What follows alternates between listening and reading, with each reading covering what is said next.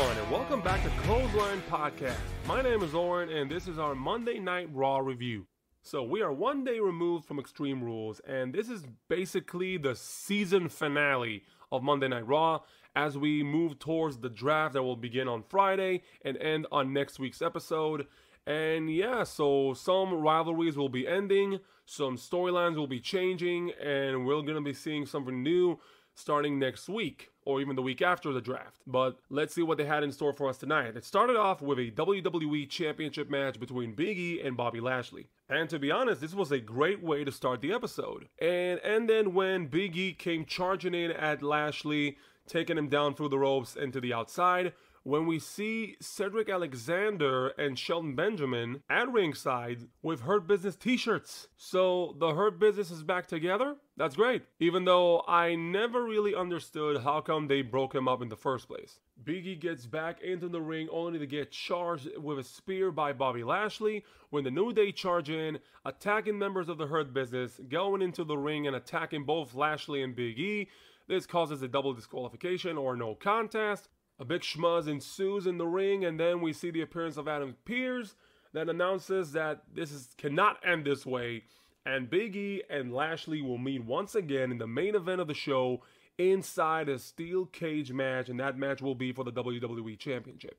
On one hand, I'm happy that we got the cage match as the main event, because it was something to look forward to as the show progressed. But on the other hand, this is exactly the same bait and switch they did last week, where they announced one match, which was the opener, and then through that opener, we got the main event, which is now the steel cage match. Last week, it was a triple threat match between Roman, Big E, and Bobby Lashley. It's not a bad plot device. They usually do this in house shows, but if you continue to do this on TV, then people will lose interest because it's not about the element of surprise. It's about the storytelling and the fact that the fans and the viewers think that you have a plan going ahead. And this shows us that you didn't have a plan. You just made it up as you went along. And that is not good storytelling. Once again, I liked the idea of having the first match only to end in a schmuzz and then go back into the main event in a steel cage. But this has been done quite a few times for the past couple of weeks. They should really stop it. We then get a match between Angel Garza, accompanied by his cousin Humberto Carrillo, against Eric of the Viking Raiders, accompanied by Ivar. And it was a pretty nice match. Nothing much to say about it. Angel Garza wins because of outside distraction by Humberto.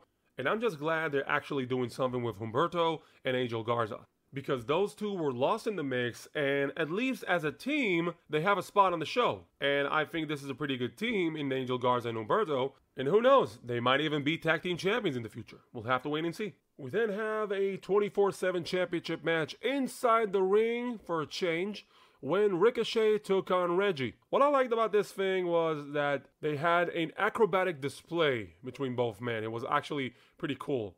And then we see at ringside the new faction of Drake Maverick, R-Truth, and Drew Gulak. They sit there in the front row when Drake Maverick gives the order and they attack both men. So I'm assuming this faction is now heels. Is R-Truth a heel now? That is actually pretty surprising. From there, Reggie goes full Star Trek with evasive maneuvers as he's able to escape the attacks of R-Truth and Drew Gulak. Maverick uses a walkie-talkie to contact Tozawa to cut him off at the pass, but he fails. And then Akira Tozawa just sits in the ring. We then cut to an interview backstage, and I hate it when they do that. I hate it. You have a segment, finish the segment, and then move on to the next one. It's like you had Akira Tozawa sitting in the ring, and then Riddle has his interview backstage, and then we go back to Tozawa, who just sits in the ring all this time. Finish the segment first. So anyways, Riddle has an interview backstage about his upcoming match with AJ Styles tonight, and he does his usual Riddle shtick as he rambles on. Sometimes it's funny, sometimes it's not. This time, it was not. He has a stare down with AJ Styles and Omos, and they will face later on tonight. So we go back to the ring, and Tozawa challenges anyone back there in the locker room, and his challenge is answered by the returning Keith Lee, or should I say Keith Bearcat Lee. Now, as far as I can tell, according to various news sites, this nickname is basically a tribute to a wrestler from the past. So I say good for him. Keith Lee demolishes Akira Tozawa in a matter of seconds. And from the looks of it, it looks like Keith Lee is now a full-fledged heel. And I don't really get that. I don't know why they turned him heel. I thought he was a good babyface, probably one of the top babyfaces in the company. So they turned him heel. From there, we get a match for the United States Championship between Damian Priest defending against Sheamus in a no-holds-barred match. Now, they don't state it's a no-holds-barred match, but they do say it's no disqualifications, no count-out. There must be a winner by pinfall or submission. So basically, this is a no-holds-barred match without saying it's a no-holds-barred match. But other than that, this match was awesome. Good back and forth between Priest and Sheamus. And I've said it before, I think Sheamus is the MVP of WWE this year. All of his matches were top-notch. He is awesome in the ring. And these two guys completely demolish each other. They're using kendo sticks and chairs and tables and really putting their body through an intense session of agony and hurt, and it looks painful. And in the end, Damian Priest is able to win. He beats Sheamus and finally ends this feud once and for all, because this was Sheamus' last shot at the US Championship. So now the question is, which one of them is moving on to SmackDown and which one of them is staying on Raw? We get a promo backstage with the New Day hyping up the main event tonight as Big E will meet Bobby Lashley for the WWE Championship inside a steel cage. We then go to Gorilla Position where we see Mansoor and Ali arguing with Jeff Hardy appears, and they will have a six-man tag against the team of Jinder Mahal, Veer, and Shanky. Another good match with the ongoing story between Mansoor and Ali as Mansoor tries to do the right thing. Ali keeps patronizing and arguing with him, and then comes the point where he wants to tag him, and Mansoor is not there because he helped Jeff Hardy, and Ali falls victim to Veer, who wins the match for his team. I do wonder if the storyline is going to continue after the draft, or they're going to split them up right now just to end it abruptly like they always do.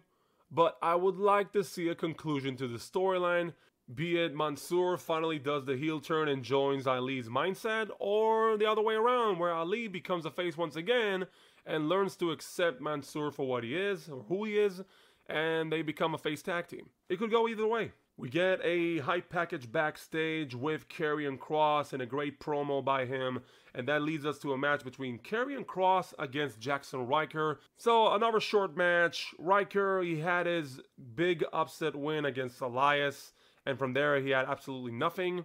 So they had no problem throwing him to the wolves against Karrion Kross, who continues his winning streak and dominating ways. I just hope Kross continues this momentum and hopefully wins a championship in the near future. We go backstage to the office of Sonya Deville and Adam Pearce when Doudrop shows up asking to answer Charlotte Flair Open Challenge for the Women's Championship, and they agree.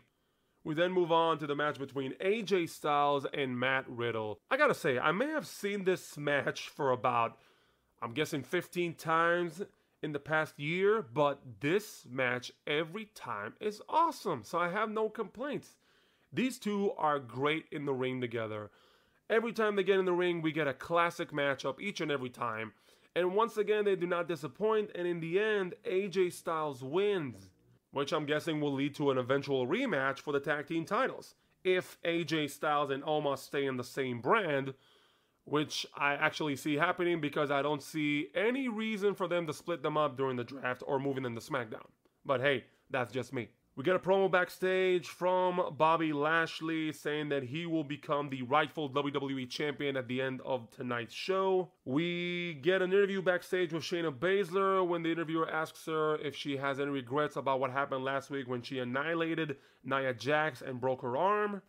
And that leads us to the Women's Championship match between Charlotte Flair and Doudrop. I'm pretty disappointed that this match was not built up towards a pay-per-view, but this match was good even though it was a short match. The ending came when Doudrop was about to win the championship when she got distracted by Eva Marie, and that causes a distraction that allows Charlotte Flair to win and retain the Women's Championship. Afterwards, Eva Marie tries to take credit for the victory, and Charlotte attacks her as well.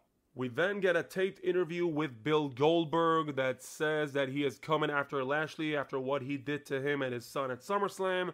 And as the news site reported earlier, I'm guessing this match will happen at Crown Jewel. Even back in the day when they announced this matchup in the news sites, they did say that this match will not be for the WWE Championship.